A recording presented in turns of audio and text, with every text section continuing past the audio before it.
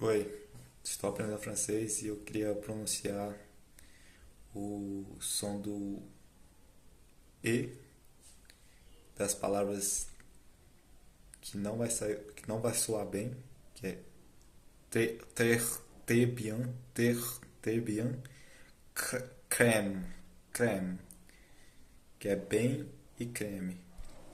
Seria, no francês seria ter, o som do R não sai de início para mim, tenho muita dificuldade.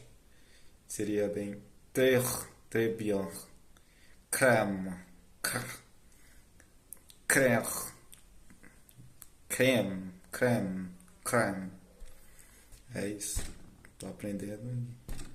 Minha evolução, deixando esse vídeo para mostrar minha evolução.